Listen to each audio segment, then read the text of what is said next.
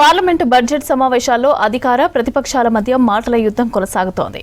Bharat America మధ్యంతర trade deal Naravane book పైన చర్చించాలని విపక్షాలు పట్టుబడుతూ ఉంటే ఇక బడ్జెట్ పైన మాత్రమే మాట్లాడాలని స్పీకర్ స్పష్టం చేశారు. దీంతో ఆందోళనలు చేశారు ఇండియా కూటమి ఎంపీలు.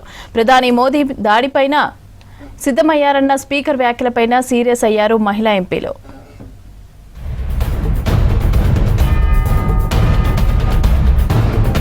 లోక్సభలో విపక్షాల ఆందోళనలు కొనసాగాయి.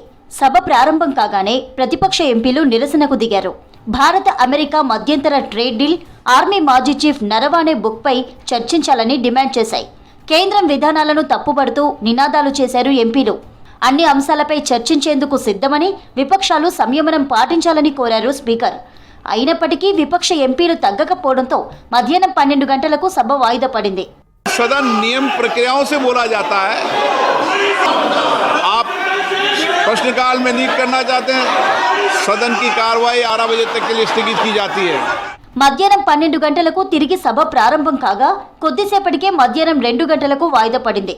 తర్వాత 2 గంటలకు తిరిగి ప్రారంభమైంది.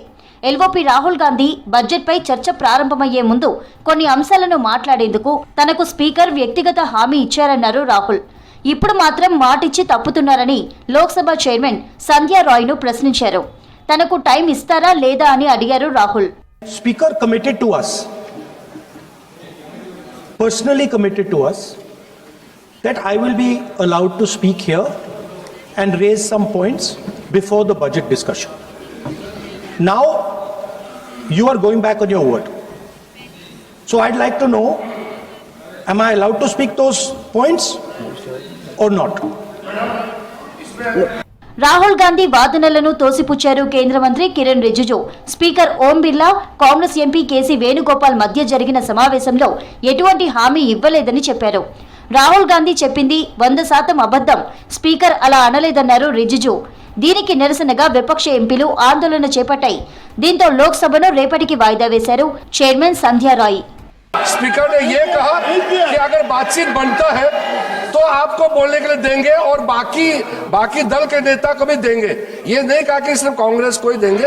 नहीं, आप सब लोग चर्चा चाहते ही नहीं है केंद्रीय बजट पर. सभा की कार्यवाही मंगलवार दिनांक 10 फरवरी 2026 को प्रातः 11 बजे तक के लिए स्थगित की जाती है. రాహుల్ గాంధీ మొండితనం వల్లే పార్లమెంటు వాయిదా పడుతోందన్నారు కేంద్ర మంత్రి కిరణ్ రిజిజు. కాంగ్రెస్ పార్టీ కారణంగానే లోక్సభలో రాష్ట్రపతి ప్రసంగంపై ధన్యవాద తీర్మానం చర్చించలేదన్నారు. ఇప్పటికైనా విపక్షాలు కలిసి రావాలన్నారు రిజిజు.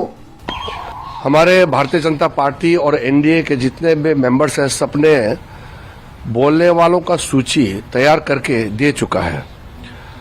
अगर एमपीज बोलने के लिए मौका नहीं मिलेंगे तो जिम्मेदार कांग्रेस पार्टी का होगा.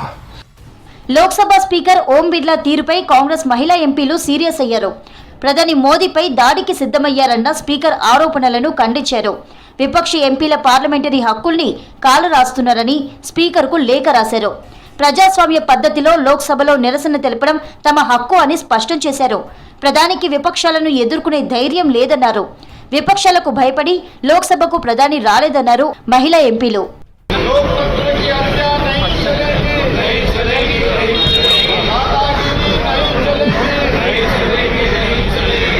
తర్వాత పార్లమెంట్ ఆవరణలో సస్పెండ్ అయిన విపక్ష ఎంపీలు నిరసనకు దిగారు. తమను బడ్జెట్ సెషన్ నుంచి సస్పెండ్ చేయడంపై ఆగ్రహం వ్యక్తం చేశారు. తమను సభకు రాకుండా చేయొచ్చేమో కానీ తమ వాయిస్ ను మాత్రం ఆపలేరన్నారు. బ్యానర్లతో పార్లమెంట్ ప్రవేశ ద్వారం దగ్గర ఆందోళనకు దిగారు.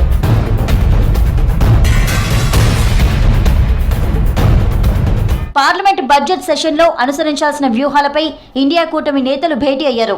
రాజ్యసభ విపక్ష నేత ఖర్గే ఆధ్వర్యంలో సమావేశం జరిగింది. లోక్సభ విపక్ష నేత రాహుల్ గాంధీ సహా కూటమిలోని ఎంపీలు హాజరయ్యారు. యుఎస్తో ట్రేడ్ డీల్, సరిహద్దుల్లో చైనా ఆక్రమణలపై ప్రభుత్వాన్ని నిలదీయాలని నిర్ణయించారు. లోక్సభలో రాహుల్ను మాట్లాడనివ్వకపోవడంపైన చర్చించారు. ప్రజా సమస్యలపై ప్రభుత్వం వైఖరిని ఎండగట్టాలని డిసైడ్ అయ్యారు.